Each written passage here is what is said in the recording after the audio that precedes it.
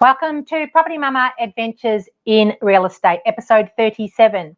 It's here each week. We jump on and share with you bits and pieces, shenanigans that go on in the world of real estate. I've been buying and selling real estate for almost 3 decades, and I have definitely seen my fair share of shenanigans. If we've not met before, my name is Wendy Chamberlain, and I am a buyer's agent, buyer's advocate here in Melbourne, Australia. So there's always lots of things to talk about when it comes to real estate. And for people that don't know what they're doing, things that can trip up inexperienced or young players are things like not getting contracts checked. It's one of the things that I always suggest to people that you get done is having a professional, your legal representative, take a look at a contract of sale. I am baffled, and I've seen it happen, that people will turn up to an auction on a Saturday. They might be just driving along and they'll see a pointer board, you know, those little pointer board things, that little clapper things you see on the side of the road. They'll see that, they're like, ooh, they'll pull over and walk through a house, and they haven't done any checking of contracts or anything, no building and pest inspection. They seem to like the house and they just start bidding and they buy houses without getting the proper paperwork checked.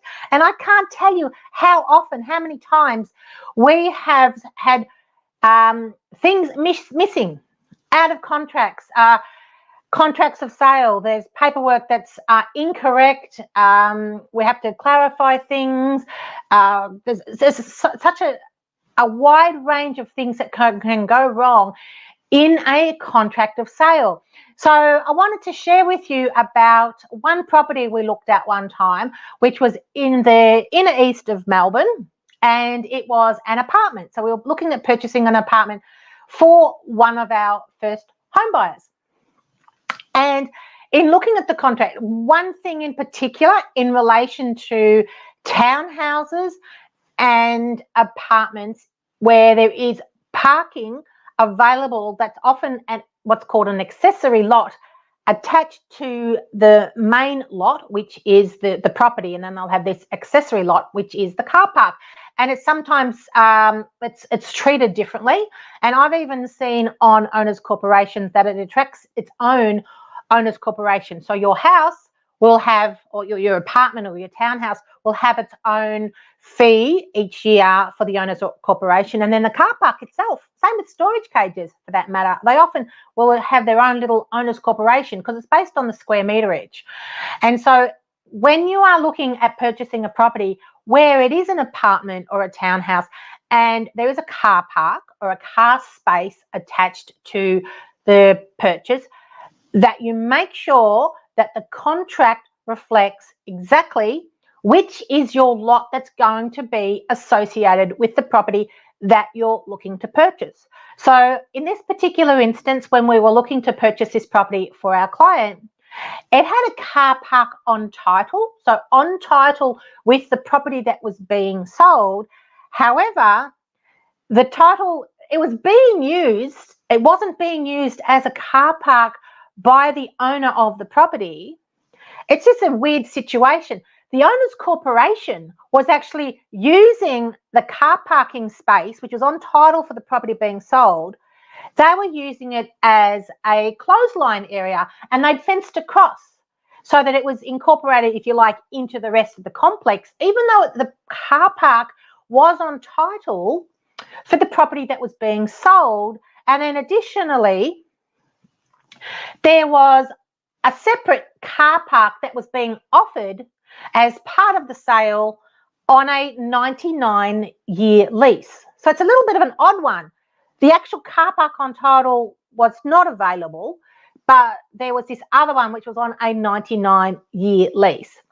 What I will say, having additional real estate attached to the main property that's being sold on leases is not unusual in itself. And I've even personally purchased a property long time ago which had a courtyard associated with it, and the courtyard was on a 99-year lease. And what generally happens is when the property is traded and it's sold, the next incoming purchaser is offered the 99-year lease, usually for $1 or a very small insignificant amount, and you pay that money, and then the lease transfers to the owner of the home that's associated with that lease, and it's yours. And then next time that the property is traded, the lease is attached to that property as it's sold.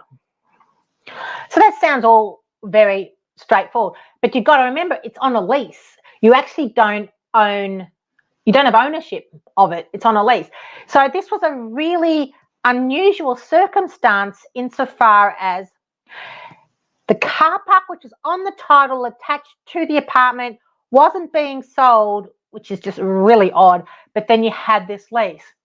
So one of the things that you really need to understand and have your legal representative cast their eye over it and advise you is, in situations like this, is there the danger of something such as adverse possession?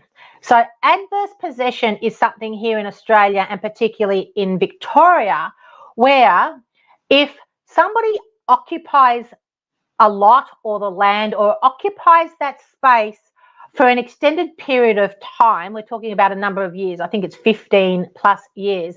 So for all intents and purposes, even though it's not on their title and it's not necessarily fenced or part of their land or their property that they own, if they have utilized that space basically like it has been their own and nobody has contested it or told them not to utilize it, the rules of adverse possession is you can apply and basically you'll be granted that property as yours. So you can, without having to pay anything other than the fees to go through the adverse possession process, that land becomes yours. So my question becomes, in relation to that scenario, where that car park on title to the home being sold has not been utilised by the owners of the property, and it's been utilised for an extended period of time, and in this case it was over 15 years that the owners corporation had used that car parking space as a communal laundry area, can that trigger adverse possession for the owners corporation, and can they take possession and then they own it? It can be a very tricky grey area, and it's so important for you to understand that these types of things do and can happen, and you need to get them properly investigated. So I always suggest getting your solicitor, your lawyer, your legal representative to look at anything in contract, and particularly where it is blocks of flats or units, or there's multiple dwellings together and there's owner corporations involved or body corporates involved. You've got to go through them with a fine-tooth comb, because you may only own much smaller than you think. There's common areas, and sometimes it's you don't own any further back than your actual the eaves of your property. And also there's things like air rights. You only own a certain meterage above your property. So in scenarios like that, you might think that you could add a second story, but you can't, because you actually don't own the air above your property. These are all things you've got to make sure that you investigate in relation to contracts. So I remember a very interesting scenario, a story that I heard about in relation to what happened when a solicitor was looking to settle a property. So the real estate agent had given the property, recommended to the owner that the solicitor be the one that they go with, and they did go with it. That's fine. And so the solicitor started preparing the necessary paperwork. I've talked about this before. So when you put a property on the market for sale, you've got to prepare your contract of sale and the necessary documentation that outlines everything in relation to that property. Here in Victoria, that's a Section 32. It'll be called something different wherever you're located, but there's the contract of sale and then all the other details. So we're talking about the council, the rates, who your water body is, any roads, bushfire zones, flood zones, all of those outlined in that supplementary document, so Section 32. So when the solicitor, the legal representative, was preparing the property, all the paperwork, they discovered that there was a caveat on the title. So a caveat is something that is put on a property to prevent a property being sold without certain parties being informed, but it protects the interests of someone that might be interested in the property. And it can occur when you can even do it when a property has been sold and you're buying it. You can put a caveat on the title to make sure that your interests are looked after through the whole process. But in this particular case, there was the real estate. So the solicitor found that there was this caveat. So you have to investigate why it's there and what it was for. So questions need to be asked both with the vendor as to what does this caveat mean and why is it there, but also sourcing and speaking to the caveator, the person that has put the caveat on the property, because as I said, it is done to protect the interest and the rights of the person that is putting it on. And in this particular instance, it was a loan that had been taken out as a second mortgage. So the vendor, obviously, in this scenario, had sought funds, a second mortgage over the property to pull funds out of the property. And so that second mortgagor had put on a caveat. So you have the initial mortgage with the bank and then a second person providing money with a caveat over the property. So caveats generally are dealt with when a property is sold, and whoever is on there, either their money is paid out or they're removed and whatever their interests are satisfied. So that's something that needs to take place. So the solicitor had established that it was a second mortgage and that this other person there had a caveat. So they were effectively the first caveator sitting alongside the bank. So when the property is settled, the bank's got to get paid out, and then the caveator who has this second loan on the property, the interest in the property, they also need to be paid out and have their interests looked after. Furthermore, on further investigation, the solicitor found that the rates had not been paid for over 2 years.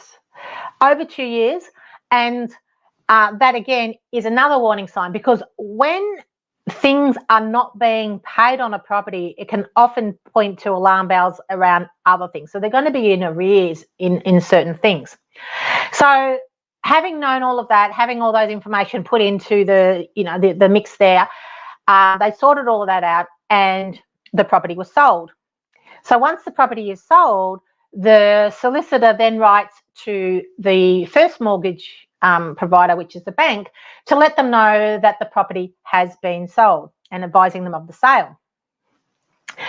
That's when more interesting things enter the mix, and they got told by the bank that the vendor was 2 years in arrears on their mortgage payments to the bank.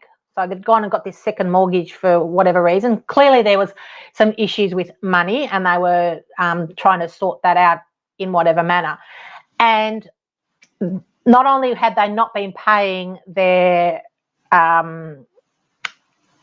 arrears on the bank, that owed the bank, it was on the verge of being a Supreme Court hearing, which is where the banks will take you to. If you don't pay your mortgage, you get a little bit of leeway, but after a certain amount of time, so 2 years, they're going to take you to court and start putting in place the processes to basically repossess your house. And so that would have been what was been going on here. And oftentimes one way to try and get out of that is to sell your property. So maybe that's what this person was trying to do. So they had the original bank that they had not paid their mortgage for 2 years, and it was a pending going to the Supreme Court. They hadn't paid their council rates for 2 years, and then they had this second caveat over the property that that person was also owed money. So when so that delayed the settlement for a week because they had to work out what was going on, and with everybody being owed what they owed, the numbers didn't work. There wasn't enough money to pay out the second person, the caveat person that had lent that money. There wasn't enough in the kitty. When everybody was getting divided up and getting paid out, there just wasn't enough money. So there was a bit of argy-bargy that went back and forward, and what happened was the real estate agent and the first caveator agreed basically to take a haircut. They decided that the way to get the property settled, well, the real estate agent cut their commission so that the deal could go through, and then the person with the first caveat on the property cut whatever they were owed. So they took a haircut there. But the thing to notice here is the bank, they didn't take a haircut. They actually got paid out. So one of the learnings here is the bank always gets their money. It's the other people that have to accommodate and work within that.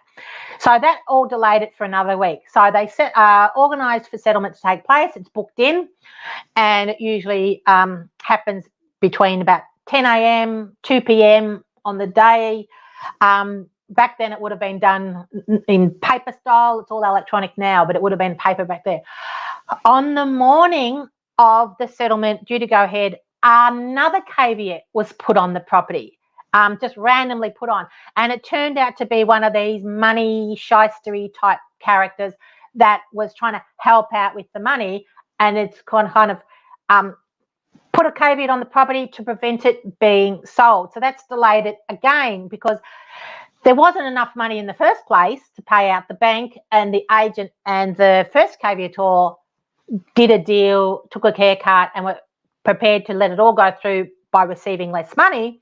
And here's this other person showing up going, I want to have 10 grand, you owe me 10 grand. So you had, you can just imagine the stress from everybody. So that delayed settlement again because all of the horse trading had to go on again about who was going to get paid. And they were trying to get it sorted out. So it turns out then, first of all, the bank gets paid in full. They always get paid in full. The next thing was that the real estate agent still agreed that their commission was going to get cut to get the deal over the line. The first caveator also was still agreeing for a haircut so that the deal could get over the line. And this third person that showed up at the last minute, they've agreed to cut whatever is owed to them. Who knows if anyone was even owed to them. It's one of those dudes that you see on those current affairs shows, I'm sure. But all these people, in order to get the deal together, took haircuts on it, and then the property finally settled. So this is why, can you imagine the stress for everybody, but even for the vendor who's clearly in dire straits financially, behind with the bank, behind with the rates, Supreme Court rulings pending, and all these other caveators coming out of the woods to try and get paid.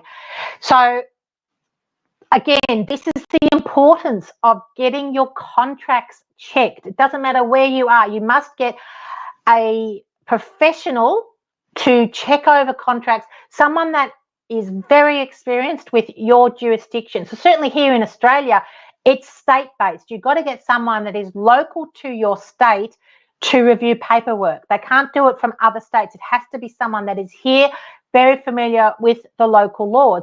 And that was extraordinarily complex, but it's not uncommon for these things to happen.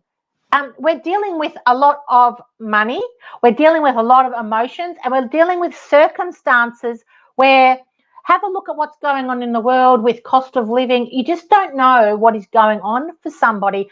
And it is so important where you as the purchaser are coming in that you understand exactly what it is you're buying, because you don't want to be inheriting any problems. You want to make sure it's clean, you're going through, and this is what gets flagged when a contract is checked. So vitally important to make sure that you have those professionals on your team that support you at every step of the way. So what do? Chamberlain Property Advocates, we help our clients in just such a manner. We know all the due diligence steps that have to take place when it comes to both selling but also buying real estate. And I've mentioned this before, there are so many ducks in the process.